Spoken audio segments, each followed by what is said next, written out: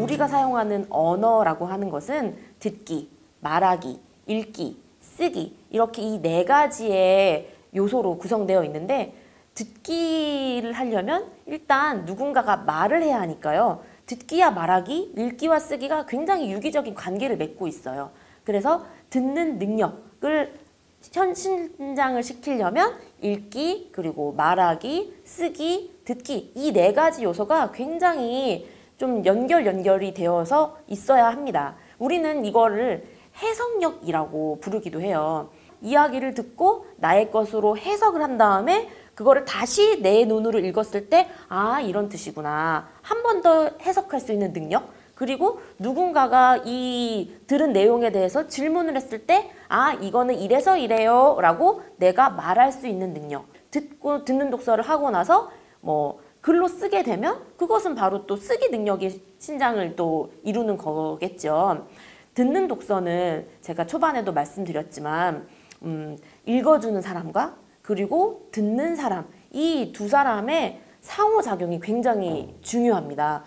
그래서 이 두 사람의 관계가 깊으면 깊을수록 좋아요. 그러니까 제일 좋은 사람은 사실은 이 아이에 대한 주 양육자가 책을 읽어주는 것이 굉장히 좋습니다. 왜 그럴까요? 왜 그러냐면 이 아이에 대해서 제일 잘 알고 있는 사람이 바로 부모님이기 때문에 그렇습니다. 아이의 성격, 그리고 아이의 현재의 지식 수준, 아이가 이 어휘는, 이 낱말은 알지만 이 낱말의 뜻은 모를 거야 라고 하는 그런 정도의 추측할 수 있는 그런 능력, 이렇게 아이에 대해서, 아이의 그 현재 상태에 대해서 제일 잘 알고 있는 사람이 책을 읽어주기 때문에 그냥 책을 낭독하는 것이 아니에요. 아이에 대해서 알고 있으면 이야기를 읽어주다가 질문을 합니다. 너의 기분은 어때? 엄마는 지금 기분이 굉장히 이러이러했어. 지윤이 기분은 어땠어? 지윤이라면 이 상황에서 어떻게 할 거야? 이렇게 이야기를 나눌 수가 있죠. 그리고 이 그림에 대한 것도 질문할 수 있을 것 같아요. 지금 이 나뭇잎이 이렇게 떨어지고 있는 장면이 굉장히 멋있다. 이렇게 감상을 나눌 수도 있고요. 이렇게 어떤 한 그림책을 읽어주는 것 이상으로 대화를 나눌 수가 있어요. 이거는 대화식 독서라고 합니다. 듣는 독서는 대화식 독서를 가능하게 해요. 대화식 독서는 엄마가 혹은 읽어주는 사람이 무작정 설교하는 그런 이야기를 전파하는 그런 역할이 아니라 아이의 말을 이끌어내는 어떤 도구이기도 해요. 그래서 듣는 독서를 하다 보면 아이의 말하는 능력이 동시에 신장되는 것을 느끼실 수 있으실 겁니다.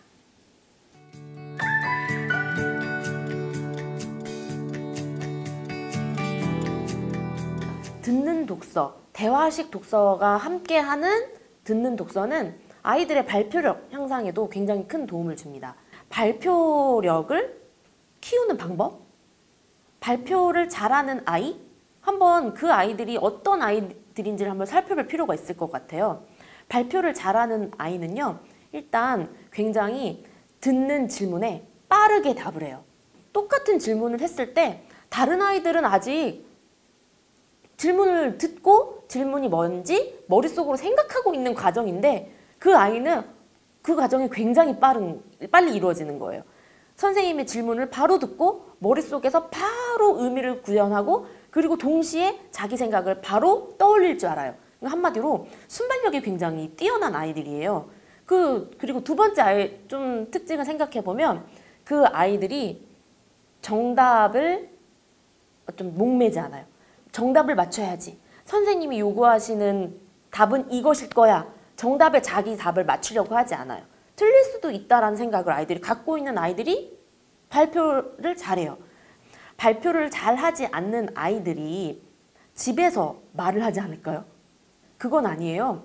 학교에서 손을 들지 않을 뿐 집에서는 부모님과 일상적인 대화를 굉장히 잘 나눈단 말이에요.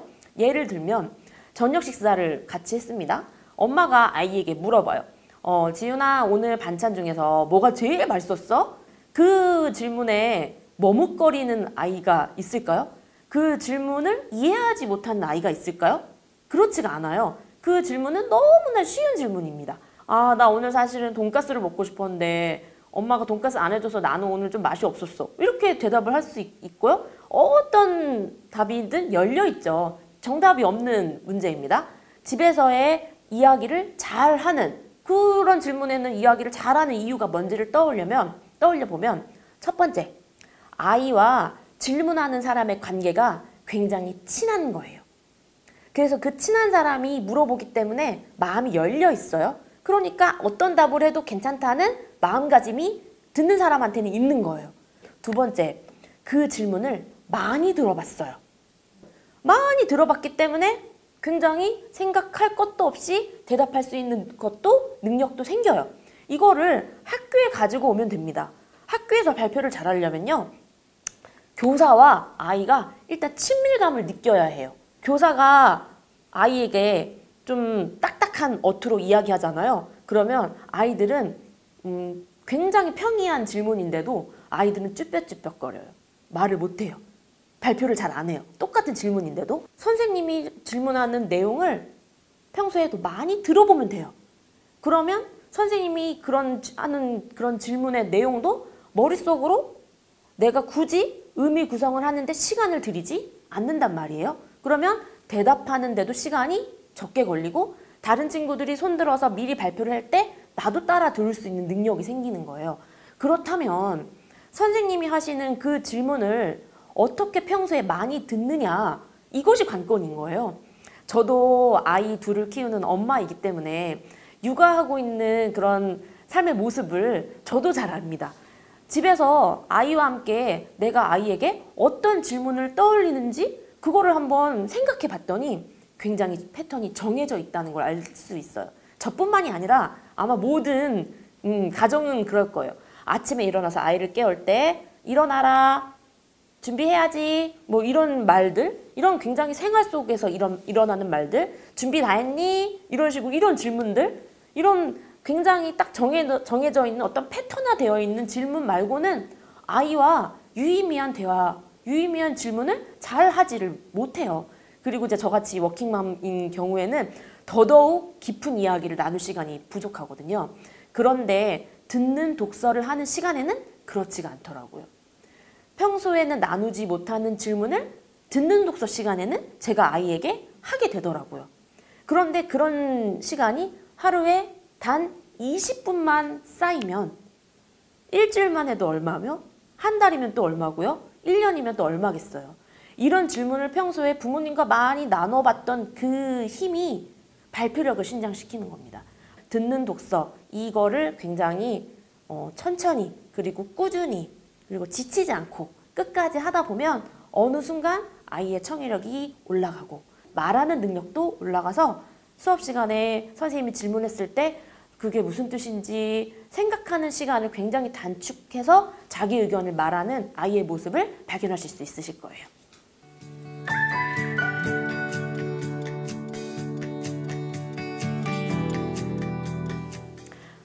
듣는 독서는 청의력을 키우고 그 청의력 발달로 인해서 말하는 능력도 키우고 자기의 표현력도 키우고 발표력도 키웁니다. 이 모든 것이 합쳐져서 공부 내공이라는 말로 완성시킬 수가 있을 것 같아요.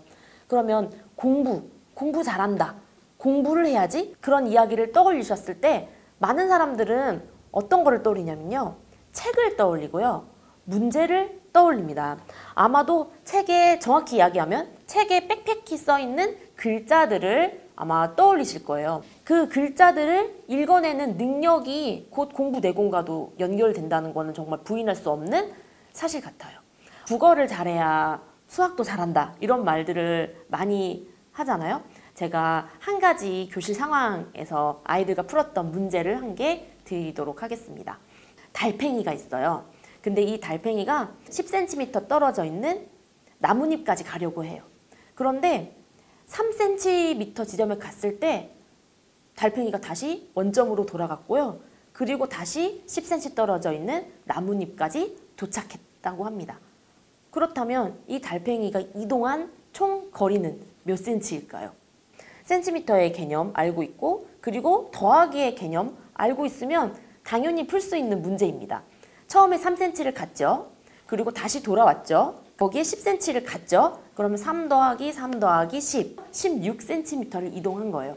아이들이 이 문제를 주었을 때 어떤 아이는 굉장히 잘 풀어요. 문제를 이해했기 때문에. 근데 3 더하기 3 더하기 10은 할 수 있으면서 그 문제를 못 푸는 아이들도 분명히 생겨요.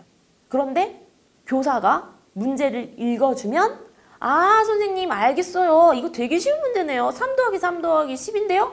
이렇게 이야기하는 아이들도 있고 읽어주어도 무슨 말인지 모르는 아이들도 간혹 있습니다. 문제를 좀 더 바꿔볼게요. 민수라는 아이가 있습니다. 민수가 집에서 3km, 100m 떨어져 있는 마트에 가려고 해요. 그런데 300m 지점을 가다가 지갑을 두고 온 걸 발견했습니다. 다시 집으로 돌아갔다가 마트에 갔다고 합니다. 민수가 이동한 거리는 총 몇 킬로미터, 몇 미터일까요? 이런 문제가 실제로 3학년에 등장합니다. 그런데 놀랍게도 3학년 아이들 중에 이 문제를 푸는 아이들이 많지가 않아요. 사실은 그 앞서 제가 말씀드렸던 달팽이 문제와 비교했을 때 전혀 다를 바 없는 문제거든요. 그런데 문장의 길이가 길어지고 숫자의 단위 자체가 달라지고 하다 보니까 아이들이 그 문제를 보는 순간 읽으려고 하지를 않아요. 읽으려고 하지를 않는다는 건 문제를 해결할 의지가 없다는 걸 의미해요. 그렇다면 그 아이들은 왜 읽으려고 하지 않을까? 독서력이 부족해서 그렇습니다. 그래서 듣는 독서를 통해서 공부 내공을 완성시킨다는 의미는 이렇게 수학 문제 한 문제를 풀 때에도 나타나는 거예요. 그래서 일단 읽어보려는 의지를 갖는 것. 읽어봤는데 무슨 내용인지 잘 모르겠어요. 포기하지 않고 한 번 더 읽어보지 뭐 라고 한 번 더 읽으려는 그 의지. 여기까지는 이해했어. 그런데 내가 이 부분을 모르는구나. 아, 나는 이거는 알고 여기가 이해가 안 되는구나. 그럼 난 이 부분만 더 읽어야지 라는 생각을 갖게 하는 의지. 이런 의지가 곧 공부 내공과 연결되는 겁니다. 그 마음가짐이 없으면 절대로 그 문제를 풀 수가 없어요. 초등학교 3학년이 이런데 점점 학력이 높아져서 점점 더 내용의 깊이가 깊어지고 그렇다 보면 아이들은 수학을 포기하게 되는 거예요. 그래서 흔히 수포자라고 하죠. 수포자는 사실은 수학을 포기한 아이들이 아니에요. 문제 읽기를 포기한 아이들입니다. 왜냐? 수포자 아이들이 기본 연산 문제는 굉장히 잘 풀거든요. 기본 연산 문제에는 한글 문제가 없으니까요. 글자와 친해지려는 그 연습, 종이를 넘겨보는 게 어색하지 않은 그 느낌을 갑자기 키워낼 수가 있을까요? 그래서 미취학 7세, 8세, 9세, 늦어도 10세 이때 아이들에게 책을 많이 읽어주고 그리고 종이를 한번 만져보게 하고 그리고 글자를 눈으로 보는 것에 익숙하게끔 만드는 그 과정이 굉장히 중요하기 때문에 듣는 독서가 아이들의 학습 능력에도 분명한 영향을 미친다고 생각합니다.